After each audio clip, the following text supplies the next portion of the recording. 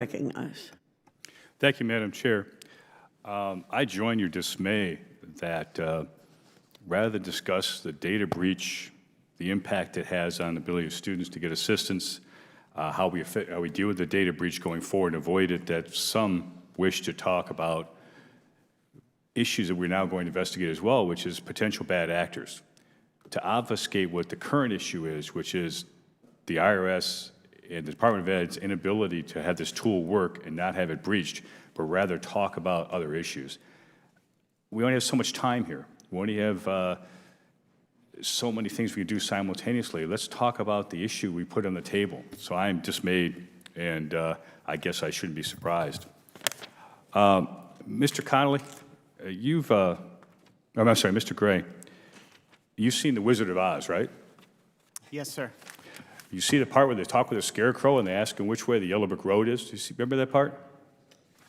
Yes, Representative. And the scarecrow goes like this?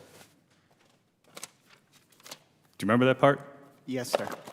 In my opinion, frankly, sir, that's exactly what you're doing when you talk about, well, the data breach happened at the IRS, and we didn't think it was us, so we didn't need to worry about notification. You know, when you've got something as sensitive as personal information for the number of students that you have, the moment in time that you think your data has been breached, you have a legal, if not moral, if not legal responsibility to notify Congress. That's a lot of information. And it wasn't done. And it's not the first time it wasn't done. And I don't understand that. And I don't know how it is we get across to the department that that's their responsibility by law, if not morally.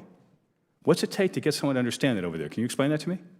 I have committed that I will do that, sir. I ran a private career school group that had 6,000 students a year, close to 7,000 students a year, for 6.5 years as a CEO. Ms. Garza, do you know what the CIO reported to me for a reason? Do you know the deal I had with the CIO if we got hacked? And we didn't have as many hack attempts as the Department of Ed, let's be honest about it. Do you know what the deal was? Do you want to guess what the deal was if we got hacked? You held the CIO accountable? The CIO's resignation was on my desk. That's how sensitive that information was. And I am serious. I'm absolutely serious. I'll give you his phone number. You can call him. His resignation was on my desk. His cell phone got buzzed anytime there was certain sets of activities, whatever hour of the night. Now, who in your staff gets called in the middle of the night or gets a buzz if, in fact, data goes out of whack? Anybody? The CISO is the first one that gets a call, and then depending on the type of breach, she will call me. Let me change the subject for a moment here because time is limited. I've heard repeatedly budget concerns. I come from the private sector, and I'm absolutely amazed. The first time a problem comes up, everyone wants to whip out the taxpayer's checkbook because, hey, just spend more money. From the world I come from, we first identify the problem it takes to solve it, not just throw money at it. So that's a question for you, Ms. Garza. And by the way, I mean, we all know how many people have had their data hacked, false tax returns. I had it happen to me. My youngest son is dealing with it right now, this year. How much money do you need to tell this group, to tell Congress, that you can secure the system? Exactly how much do you need in your budget that you'll put your letter of resignation there if you get hacked? How much money? I don't know how much money it would take. Well, you ask for more money all the time. We ask for additional resources to continue to fortify our systems. Every year. That's correct. I asked you a question. How much money do you need in your budget for data protection that you'll put that budget request in and simultaneously you'll tender your resignation that if you get hacked, you go home? I don't have that dollar amount in my mind. What I do know is that criminal enterprises are constantly changing. Oh, I understand in their tactics. And so to make a statement that we can guarantee a system is secure, quite frankly, is a little bit folly. We are doing everything that we can to make sure that our systems are secure. We have not had a breach of our internal systems, although we have had data loss.